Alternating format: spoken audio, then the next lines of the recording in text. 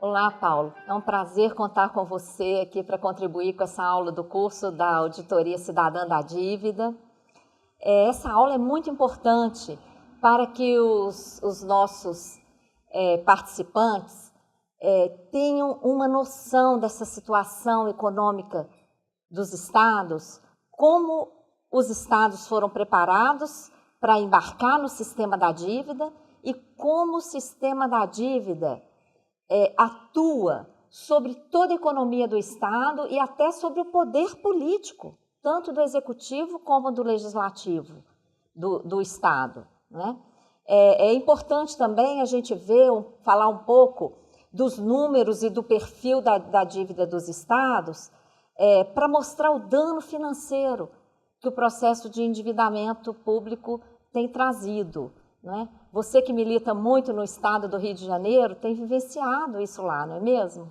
Sim, exatamente. A gente está muito preocupado com essa situação porque existe vários tentáculos do sistema financeiro levando todo esse endividamento, né? Essa criação primeiro de um cenário, porque o cenário é o mesmo modus operandi que foram utilizados na década de 90, onde você destrói os serviços públicos, principalmente para você poder introduzir todo esse mecanismo de privatizações, de entrega do Estado brasileiro, né? No caso do Rio de Janeiro, está acontecendo a mesma coisa, a destruição da saúde, da educação, para que foi entrando as OS, organizações sociais, dentro desses serviços públicos, e agora a intenção é expandir para outras áreas também, como é o caso do judiciário, né? Que já se encontra até com trabalho voluntário, né? Porque o trabalhador voluntário do judiciário ele tem a percepção e a pretensão de estar naquele local quando houver a entrada da OS e ele ser uma das opções para que as organizações sociais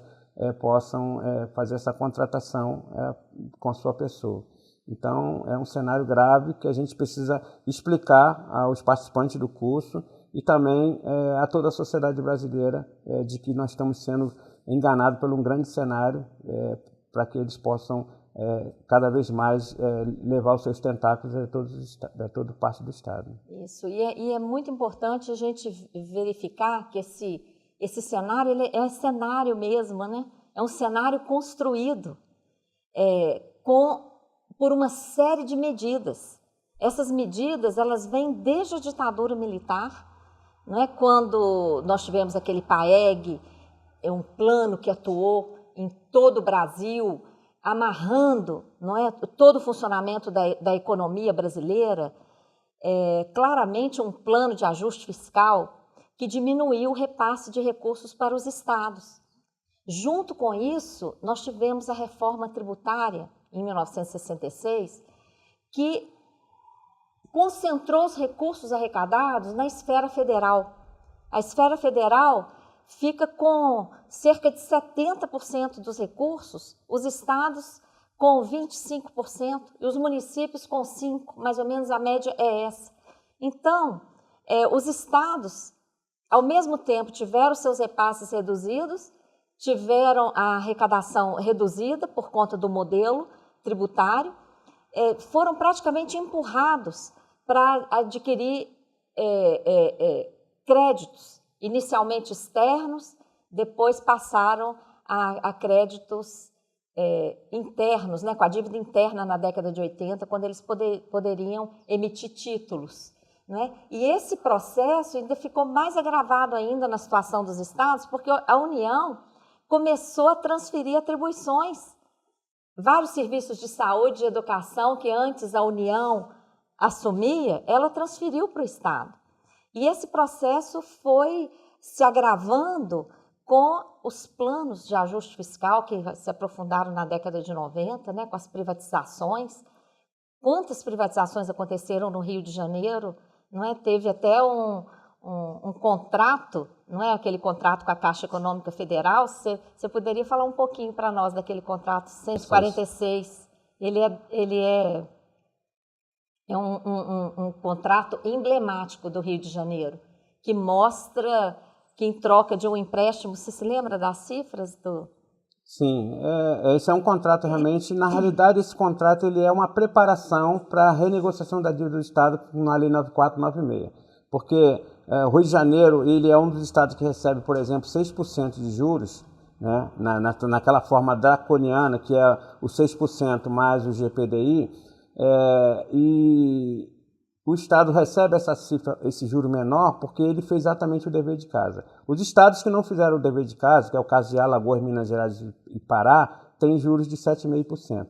No caso do Rio de Janeiro, esse contrato, que era no governo Marcelo Alencar, ele é um contrato de uma cifra de 180 milhões, eu falei milhões, eu não falei bi, né, uma cifra bastante irrisória para o estado do Rio de Janeiro, onde 120 milhões era para pagamento de 13º de servidores estaduais de 95 e 60 bilhões para a reforma administrativa, o PDV. Né? E a Caixa Econômica, né, empresta, abre essas duas linhas de crédito e carrega 44 condicionantes. Então, todo o parque estatal, praticamente do Rio de Janeiro, foi privatizado nesse momento. Então, nós conseguimos ver que essa preparação, né, esse arcabouço jurídico que foi criado, ele é um arcabouço jurídico que captura financeiramente todos os estados. Né? No caso do Rio de Janeiro, esse contrato ele representou uma perda muito grande para o Parque Estatal do Rio de Janeiro.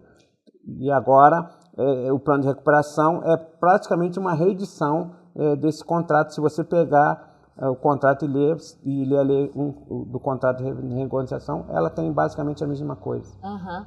Nós vamos estudar detalhadamente esse contrato na aula 15 do curso, quando estivermos fazendo auditoria.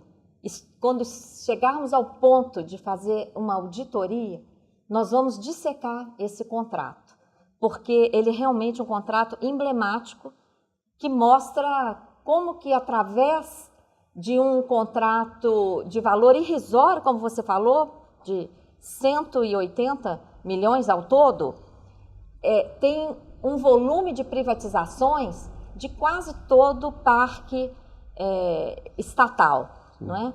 E depois, em cima disso, ainda veio a Lei 9496, que refinanciou a dívida dos estados, somando o passivo dos bancos, não é? Nós vamos ver isso também detalhadamente durante o curso.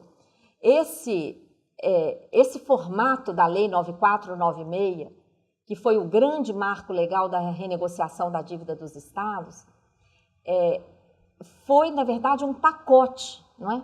Que envolveu o refinanciamento das dívidas, a privatização das empresas públicas e o PROES, que foi o socorro aos bancos estatais, que, na verdade, foi uma preparação para a privatização dos bancos, ficando o Estado com todo o seu passivo. Eu tenho aqui alguns números que eu queria colocar para os nossos alunos. Olha só, no caso da Bahia, a dívida do Estado da Bahia era de 880 milhões, mas o valor refinanciado lá na década de 90 foi 2 bilhões e 600, multiplicou por 3, por causa do passivo do Banco do Estado da Bahia. O caso do Paraná é um dos mais escandalosos. A dívida do Estado naquela época do refinanciamento, na década de 90, não chegava a 470 milhões, era menos de 470 milhões. Quando somaram o passivo do Banestado, que era um banco usado para todo aquele esquema financeiro que já foi denunciado, inclusive através de CPIs, a dívida do Estado do Paraná que foi refinanciada foi superior a 5 bilhões e meio. Então, multiplicou por mais de 11 vezes com a assunção do passivo do PROES. No caso do Estado de Santa Catarina também, uma dívida de 1 bilhão e 390 acabou se multiplicando para mais de 3 bilhões e meio. Então, olha só,